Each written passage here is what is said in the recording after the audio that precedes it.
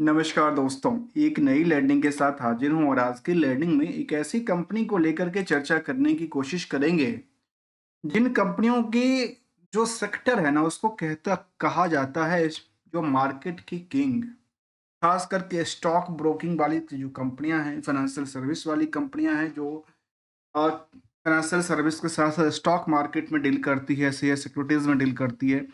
उसी तरह की कंपनी लेके आया हूं जिसका नाम है हाइब्रिड फाइनेंशियल सर्विसेज। कंपनी की वेबसाइट्स के मुताबिक एक पेज की वेबसाइट्स हैं और कंपनी की फाइनेंशियल चीज़ों को लेकर के ऐसा कोई भी डेटा की बात नहीं कहती, लेकिन कुछ बातें शामिल करती है। तो ये कंपनी क्या है, केवल कहती है जो ये कंपनी फाइनेंशियल सेक्टर की कंपनियां हैं और फाइनेंस सर्विस प्रोवाइड करती है। जहां तक इनकी स्टॉक प्राइस को देखा जाए तो मार्केट में बड़ी रैली बनती हुई नजर आई है। यदि हम पिछले 1 साल के दौरान की बात करें, तो स्टॉक की प्राइस यदि करीब ₹8 के आसपास स्टॉक की प्राइस हुआ करता था, आजकल डबल के आसपास 100% के आसपास पिछले 1 साल के दौरान में रैली क्रिएट करती नज़र आती है। जबकि ये इनका सपोर्टिंग बार-बार सपोर्टिंग लॉन इन लाइन भी इनका चेंज होती है, अप ट्रेंड के लिए खुलती नज़र आती है लगातार। जबकि इस स्टॉक को क्रिटिकल कॉल ऑप्शन के तहत ही ट्रेडिंग किया जाता है, कुछ सेशन के दौरान की बात करूँ।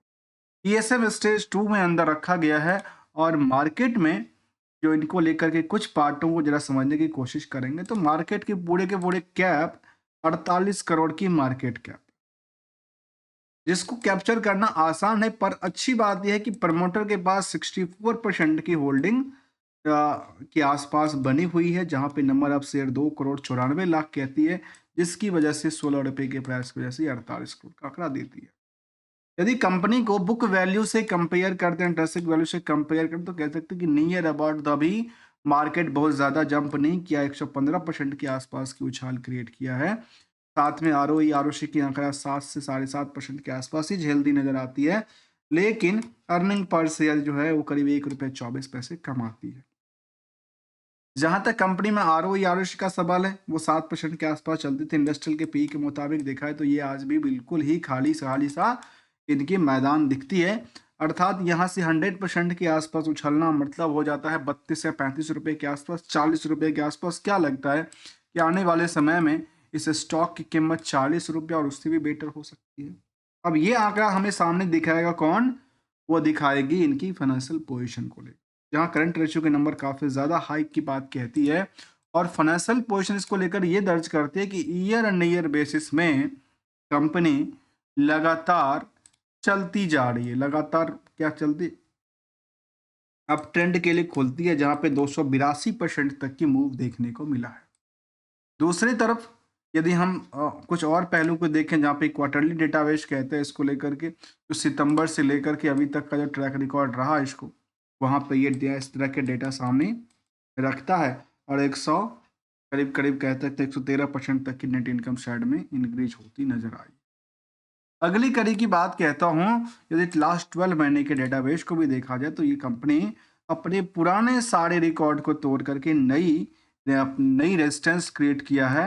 किसको लेकर के, सेल्स को लेकर के 6 करोड़ से ज़्यादा की टर्नओवर क्रिएट करती है और कंपनी उसमें से करीब हाफ से ज़्यादा 52% के आसपास ऑपरेटिंग प्रॉफिट और यहाँ पे 3 करोड़ 65 लाख के आसपास प्रॉफिट भी बुकिंग करती है। अदर सोर्स ऑफ इनकम भी इनके पास काफ़ी बेटर है, जो कि कंप्लीटली इंटरेस्ट बर्डन को एडजस्ट करने में सक्षम की बात कहती है। इसको लेकर हमने जब देखा तो हमारे सामने समझ में आती, कंपनी अपने इस बिजनेस मॉडल से नेट इनकम मार्जिन 52% से ज़्यादा कमाती।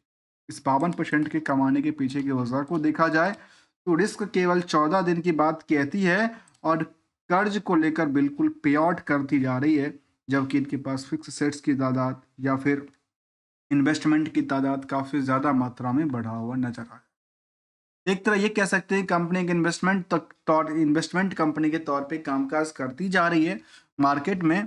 और इसके पीयर्स के मुकाबले यदि देखा जाए तो चाहे बजाज फाइनेंस हो, बजाज होल्डिंग कंपनी हो, इन सब के आंकड़ों से यहाँ पे छोटी सी स्टॉक है और निवेशकों का इंटरेस्ट भी बहुत कम कम का दर्ज करता है। लेकिन निवेशकों के नंबर ऑफ शेयर होल्डर की बात किया जाए तो वो कम नहीं है।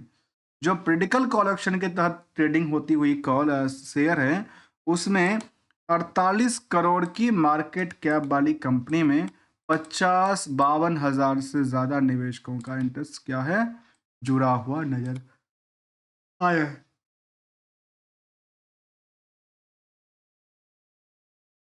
जहाँ तक कंपनी में कुछ कंक्लूजन का बात है, तो कुछ बातें इनको फ़ेवरेबल करती है, चाहे कंपनी रिडक्शन डेट्स की बात किया जाए या बुक वैल्यू की बात किया जाए। कुछ इनको नेगेटिव इम्पैक्ट डालती है, उसको लेकर कई बार कुछ चीज़ें को इसी को तो कहते हैं, जो नेगेटिव इम्पैक्ट डालती है वही इनकी रिस्क फैक्टर की बात कहती है। यदि सब कुछ सुलझा होगा, फिर मार्केट में होगा क्या? और यहाँ पे इसके मुताबिक हमने देखा तो मार्केट में स्टॉक होल्डिंग और एलाइड सर्विस से डील करती नज़र आती कंपनी। यदि इनकी कॉर्पोरेट एक्शन देखा है तो कंपनी 2011 में रिडक्शन ऑफ कैपिटल किया था। स्टैंड ऑन डेटा के मुताबिक यदि क्यू और क्यू के हिसाब से देखते हैं तो काफ़ी ज़्यादा डिक्लाइन करती है, और स्टॉक परफॉर्मेंस एक साल की बात किया तो करीब 100% के आसपास की रैली क्रिएट करती हुई नजर आती है। 2 साल में लिस्टिंग हुई थी और करीब एक साल में अच्छी खासी रैली डिमांड में रही है स्टॉक को लेकर के यदि देखा जाए तो। दोस्तों सिंपल सी कहते हैं, यदि मार्केट में पैसे बनते हों तो बनाना भी चाहिए, और पैसे ना बनते हों तो अपनी कैपिटल को सेव भी करना चाहिए, जो कि अलग अलग कंडीशंस हो सकती है, अपनी खुद की पॉलिसी हो सकती है, खुद की एक्सपेक्टेशन हो सकती है, खुद की परसेंटेज ऑफ रिस्क फैक्टर भी जुड़ सकता है। मिलेंगे कुछ नई स्टडी के साथ, तब तक के लिए विदाउट किसी ट्रेडिंग एडवाइजरी को लेकर के लाइक और subscribe this channel, and thanks for the joining दोस्तों।